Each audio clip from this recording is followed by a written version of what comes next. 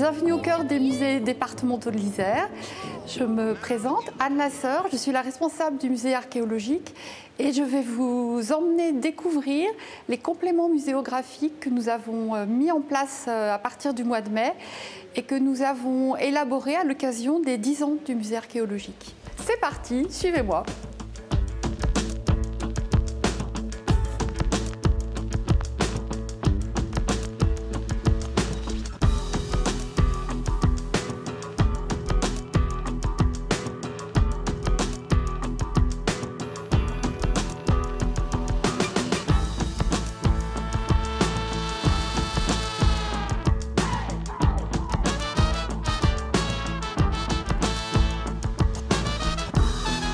Avant d'aller plus loin dans la présentation anthropologique, laissez-moi vous présenter rapidement quelques éléments du site du musée archéologique Saint-Laurent. Ici, la première occupation date de l'époque romaine. Il y avait une voie romaine qui permettait de contourner la ville gallo-romaine. Et sur cette zone, de chaque côté de la voie romaine, des cimetières et des sépultures qui étaient installées. Au début de l'ère chrétienne, contrairement à l'époque romaine où on séparait vraiment le monde des morts du monde des vivants, on va au contraire développer des édifices religieux sur le lieu même des tombes des personnes reconnues saintes ou martyrs dans la communauté. Et c'est ce qui va se passer sur ce site. On va d'abord avoir un premier monument funéraire qui date du 5e siècle et progressivement, on va, autour de ce premier monument, développer un cimetière chrétien qui, devant son importance, va s'accroître et nécessiter la construction d'un deuxième édifice, puis d'un troisième, et donc une succession d'édifices religieux qui vont s'étaler du 5e siècle au 13e siècle. Et lors des fouilles, c'est ce que l'on a redécouvert de façon tout à fait inattendue, puisqu'on avait complètement perdu cette histoire. Et donc, quand on se plonge en contrebas, ce qu'on découvre, ce sont les extensions progressives des différents édifices religieux qui se sont construits, les plus anciens servant de fondation ou de crypte pour les édifices suivants qui se sont construits par-dessus.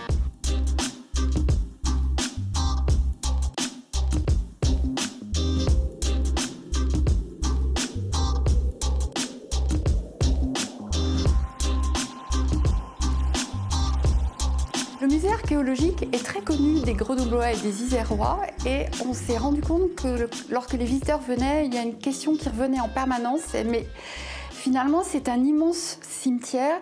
Que sont devenus les squelettes? Qu'est-ce que vous en faites? Qu'est-ce qui se passe? Et donc il nous a paru important de partager avec les visiteurs toute la connaissance que nous permet d'acquérir l'étude des 1800 individus qui ont été inhumés ici sur la durée, puisque le cimetière a été occupé de la fin du IIIe siècle, à l'époque gallo-romaine, jusqu'à la Révolution française en 1789. Et donc, tous ces individus inhumés ici sur la durée nous disent des choses de leur mode de vie et de leur époque. Ce qu'on a cherché à faire, c'est de partager notre démarche et notre méthode scientifique avec le public. Ce qu'on va faire, c'est faire parler le squelette et essayer de voir tout ce qu'il peut nous dire sur les modes de vie de cet individu à son époque, dans son contexte, ses pratiques alimentaires, son mode de vie, les maladies qu'il a pu avoir, par exemple. À cette occasion, comme on menait des travaux complémentaires, on en a profité pour mener des retouches dans l'éclairage, dans le parcours, dans la présentation de la scénographie, qui sont des petites touches, pas nécessairement évidentes du point de vue du premier regard, mais importantes dans la perception globale de l'édifice.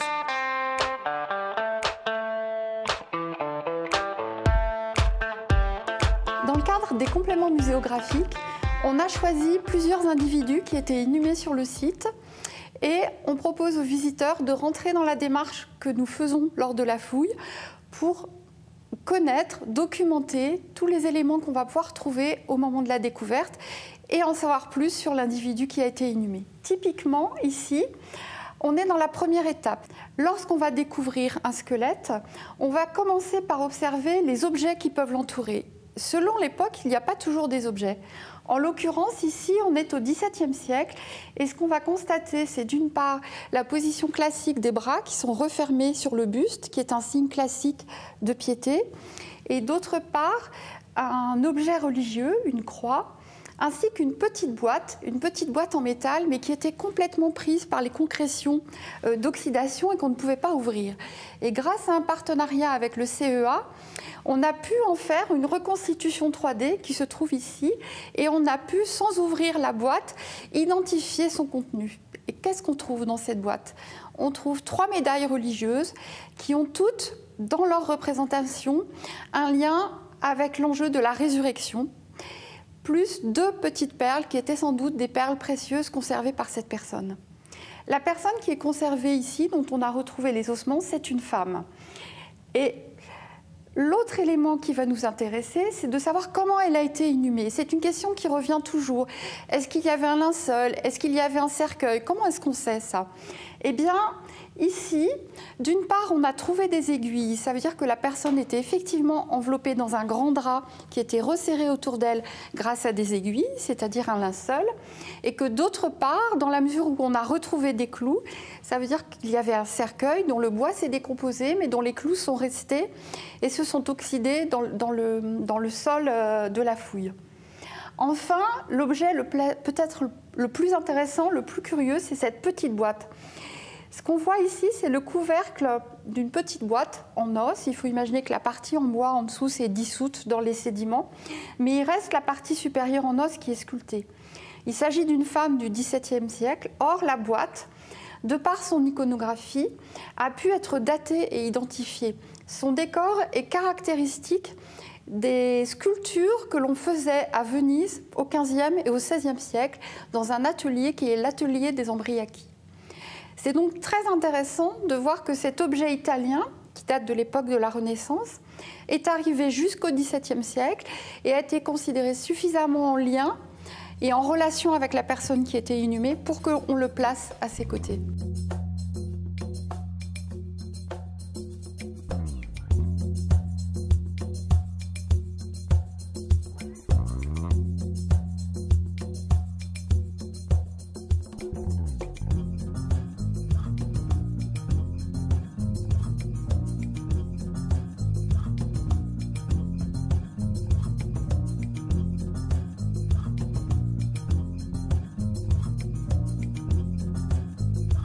On va rentrer un peu plus dans la démarche de ce qu'on appelle l'observation anthropologique du squelette d'un individu. Ce qu'on observe particulièrement sur la colonne vertébrale de cet individu, c'est une déformation de sa colonne vertébrale au niveau de la dernière dorsale, c'est-à-dire au milieu du dos.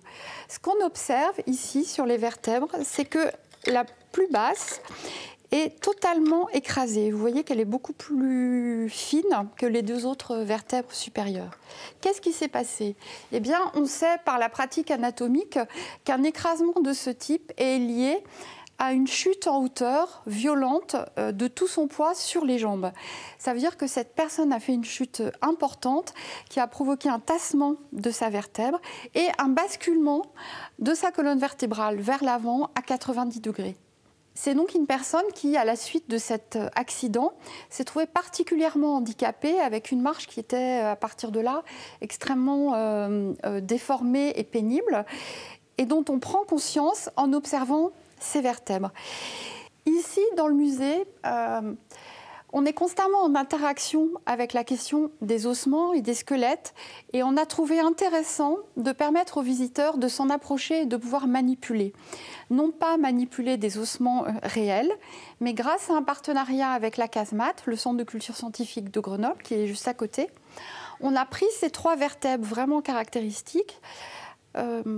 On a fait un scan 3D, puis une impression 3D de ces 3 vertèbres, de façon à permettre au public de les manipuler et de comprendre ce qui se passe.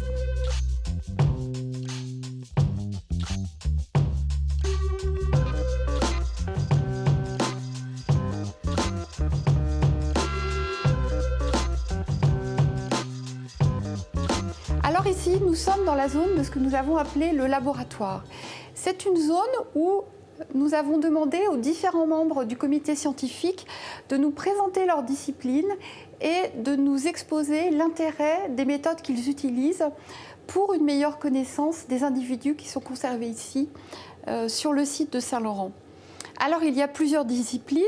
Nous avons vu la taphonomie tout à l'heure, c'est-à-dire tout ce qui concerne l'observation de ce qui accompagne le corps et le mode d'inhumation.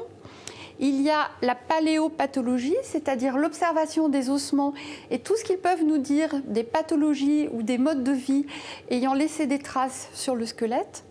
Et puis, il y a également deux autres disciplines, l'odontologie, que les enfants connaissent bien, puisque c'est l'étude des dents. Enfin, ce qu'on observe ici sur le dernier dispositif, ce sont ces éléments autour de l'analyse alimentaire à partir des isotopes.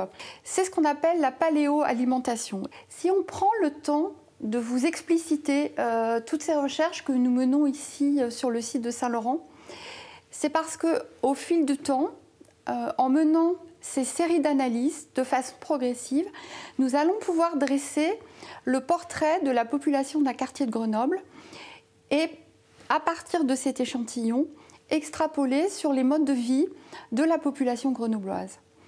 Le site ici à Grenoble, il est extrêmement intéressant et il est unique en France parce que c'est le seul cimetière qui est étudié de cette façon et sur la longue durée. C'est-à-dire qu'ici, nous avons une occupation en continu depuis l'époque gallo-romaine, le IIIe siècle, jusqu'au XVIIIe siècle. Et c'est le seul site en France qui permet de mener ces études sur une longue durée et donc d'avoir une approche diachronique et comparative.